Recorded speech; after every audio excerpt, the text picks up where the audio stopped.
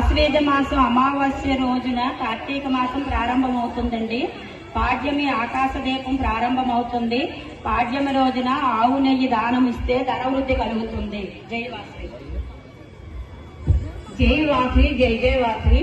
రెండో రోజు పాడ్యమి విజయ అండి. ఈ రోజు బదనీహస్తం కార్యక్రమం చేస్తారు. అంటే అన్నదమ్ములు అక్క చెల్లెలు ఇంటికి వెళ్ళి భోజనం చేస్తారు. యమునాదేవి యముని వరం అడుగుతుందన్నమాట. ఈ రోజు ఎవరైతే భోజనం చేస్తారో వాళ్ళకి అపమృత్యు దోషాలు ఉండవు అని.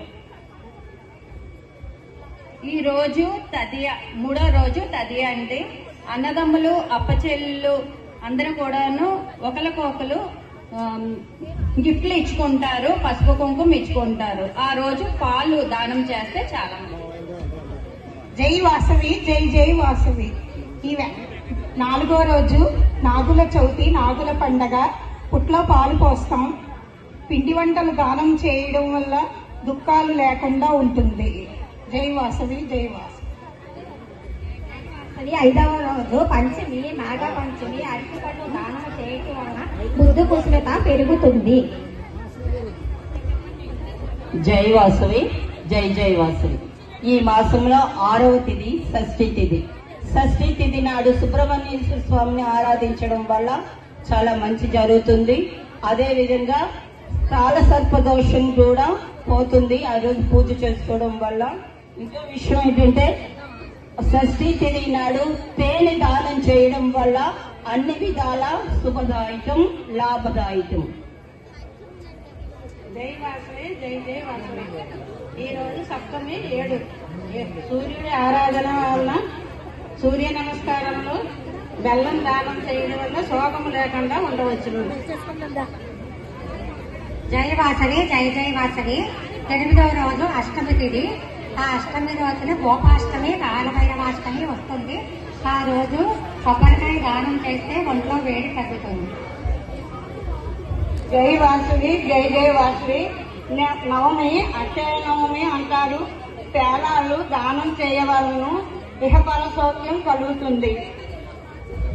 జై వాసవి, జై జై వాసవి. పెద్దలందరికీ నమస్కారం, చిన్నవాళ్ళందరికీ నా ధన్యవాదాలు.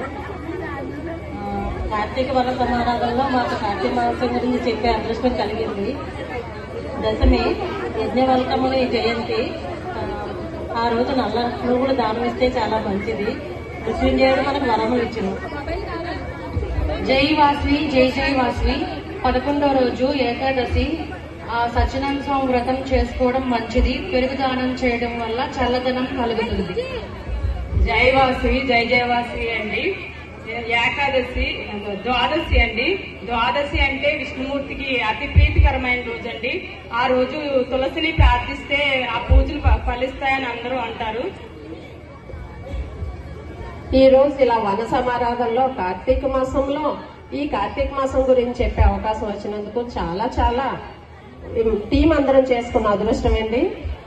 మాది త్రయోదశి. ఈ రోజు శనీశ్వర ఆరాధన చేయడం వలన, అభిషేకాలు చేయడం వల్ల చాలా మంచిదండి. శనగలు దానం చేయడం వల్ల సంతాన సౌఖ్యం కలుగుతుంది. అంతకన్నా మనకు భాగ్యం ఏముందండి. ఈరోజు చతుర్దశి అండి. చతుర్దశి అంటే కార్తీక మాస అమావాస్య ముందు రోజు వచ్చే చతుర్దశి అండి. దాన్ని మాస శివరాత్రి అంటారు. ఆ మాస శివరాత్రి ప్రదోషకాలం అంటే సాయంకాలం పూట శివుడికి అభిషేకాలు చేస్తే మంచి ఫలితాలు ఇస్తాయండి. జై వాసవి, జై జై వాసవి. ఈరోజు పౌర్ణమి యొక్క విశిష్టత అందరికీ తెలిసిన విషయమే. పౌర్ణమి రోజు కేదారేశ్వర వ్రతాలు చేయడం వల్ల సకల సంపదలు కలుగుతాయండి. అలాగే చాలా ఇంపార్టెంట్ విషయం జ్వాలా తోరణం అండి. ఈ జ్వాలా తోరణంలో